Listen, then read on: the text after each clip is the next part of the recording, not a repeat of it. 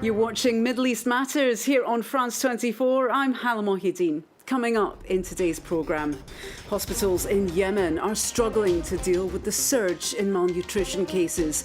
We're asking why children are paying the ultimate price for Yemen's war. With the UN grappling with the refugee and migrant crisis, we meet one entrepreneur who wants to put Syrian refugees worldwide back to work. And it may not be to everyone's taste, but we introduce you to the next art sensation in Egypt. But first, it's a conflict largely forgotten in the region, but Yemen's ongoing civil war rages on, and it's the country's children who are paying the highest price. UNICEF estimates some 320,000 youngsters in Yemen face severe malnutrition. Catherine Clifford takes us to the port city of Hodeidah, where hospitals are overwhelmed with malnourished patients. Viewers may find some of the following images distressing. This child barely has the strength to cry. His mother sits, powerless to help him. Nearby, 6-year-old Salem's starting to respond to treatment, but staff say they're not sure he can recover while his family faces such poverty. Salem's mother says he's suffered from malnutrition on and off since birth. When my child fell ill, I couldn't nurse him back to health. My husband isn't fishing anymore. He says he's too scared of the bombs, so he stays at home and we have nothing to eat.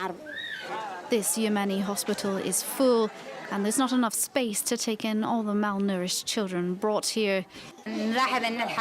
We started noticing these cases in April, and the centre at the time would admit between 10 and 20 cases at the most. Now the number of cases has increased and can reach up to 118 to 120 cases a month. Yemen's been gripped by civil war for 18 months now, as Saudi airstrikes support government forces fighting against the Houthi rebels. It has paralysed the country, which would normally import 90% of its food. Even before the war broke out, the Red Sea port of Hodeidah was already one of the poorest cities in Yemen, the most impoverished Arab country. According to UNICEF, 300,000 children are in danger of starving to death, and those who survive will face serious health complications. Even for those who will get better, there are risks to their development, to the development of their brains. So if we don't quickly get a handle on the situation, we run the risk of having an entire generation of young Yemenis, a lost generation, who won't have access to education, who won't be able to develop and become adults in the right conditions.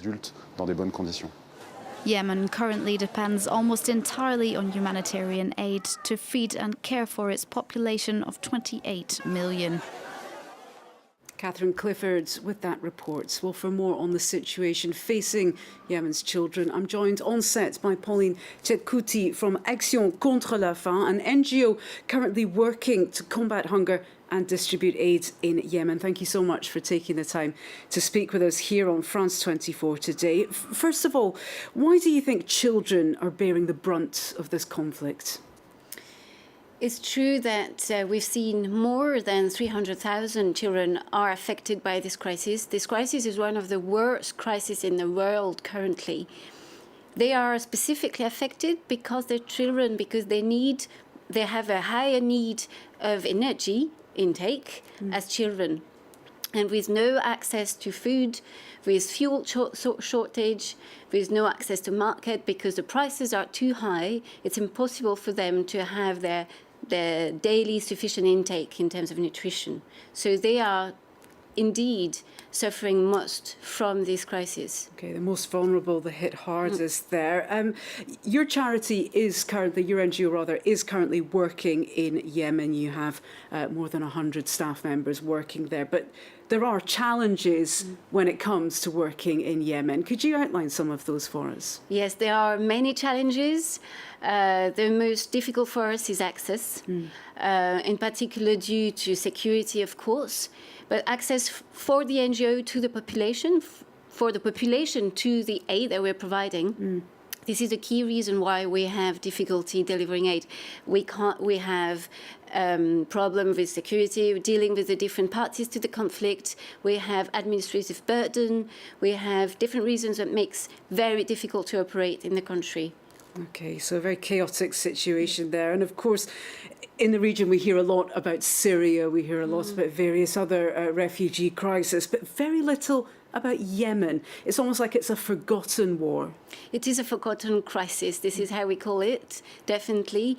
Despite numerous calls from different NGOs to raise the issue of Yemen, it is not talked enough in the general public.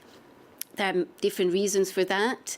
Of course, the fact that the Saudi-led coalition is also a partner of different P5 countries at the Security Council, the fact that we have less Yemeni refugees coming to Europe make it less of an issue in Europe. Unfortunately, it's one of the worst crises in the world. 80% of the population is in need of humanitarian aid. Journalists, just as you say, sometimes just cannot enter the country for security reasons. We cannot stress enough how important it is to raise the issue, to make sure that access is free, that violation of international humanitarian law are stopped, and that all parties to the conflicts allow an unimpeded access from the different NGOs to the population. Okay, and just quickly, what would you like to see happening in Yemen? Really, we need a ceasefire. We need to be able to operate on the ground and to be able to deliver the aid that those children really need. Okay, thank you very much. Thank That's you. Pauline Chedkouti from Action contre la faim, who are working to alleviate the humanitarian crisis in Yemen.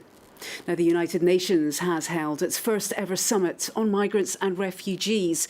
The Syrian war, of course, at the centre of those talks, given the long-term crisis it has provoked in terms of refugees. Well, world leaders are still scrambling around for solutions, but one budding entrepreneur has an innovative idea to get Syrian refugees back on their feet and back to work. France 24's Jessica Lemazurier brings us this report. Syrian refugee Ghaith is on his way to a cafe in Beirut to teach an Arabic class to a student in New York City via Skype. كيف نيويورك؟ نيويورك والله كان حار. Ghaith is originally from Hama and fled Syria after being conscripted into the army. He's one of more than 1 million Syrian refugees living in Lebanon. Most of them are not allowed to work, but Ghaith has found a way to make a living through startup Natakallam, or We Speak. I lost any contact with the outside world because I'm what they call here a Syrian refugee. Natakallam gave me an identity again, helped me be part of society. I lost my friends in Syria, but I've made new ones here, through this little screen. مطعم. Gabriel Acevedo is a political science undergrad at Columbia University and has been taking $15 an hour classes with Ghaith for a year now. He started learning Arabic in the US Navy. It's important to discuss what's going on, especially for me. I want to stay informed, not just through US media outlets, but learning from someone who's experiencing it firsthand. Natakallam's co-founder Aline Sarah launched the startup about a year and a half ago.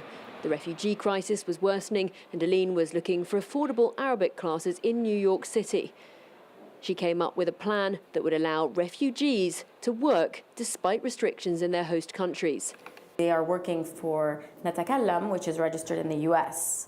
So we're leveraging technology, we're leveraging the internet economy to employ them from here. There are increasing studies showing how important it is actually, rather than give aid in the form of food and housing, it's actually much more empowering and efficient to give refugees cash, which they will then actually use in the host country's economy.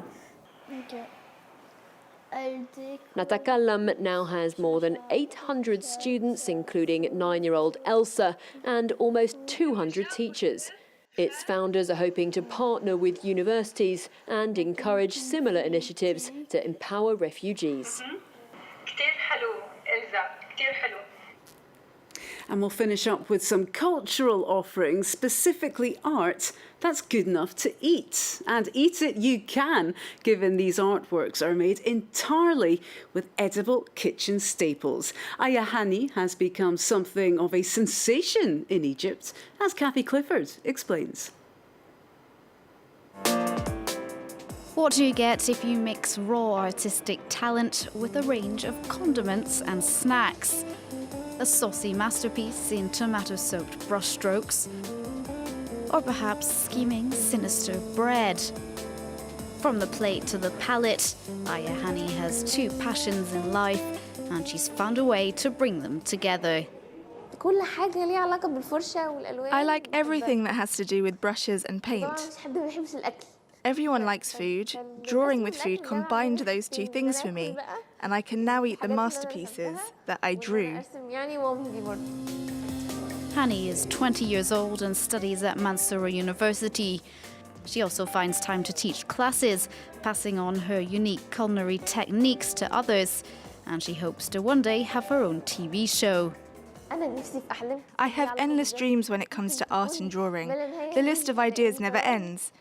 And whenever I accomplish some of them, new ones keep coming. One of my biggest dreams is to make a TV show, just like the one that inspired me to draw as a child. Hani loves to make familiar faces appear, like this one of late Egyptian scientist Ahmed Zewail, represented in cocoa powder. And if her illustration of this popular Arabic singer in a cold meats and cheese platter is anything to go by, there really is no limit to her taste bud tangling creativity. And that's it from me and the rest of the Middle East Matters team. Do remember to follow us on Twitter for the latest developments across the Middle East. And we'll see you again at the same time next week. Bye-bye.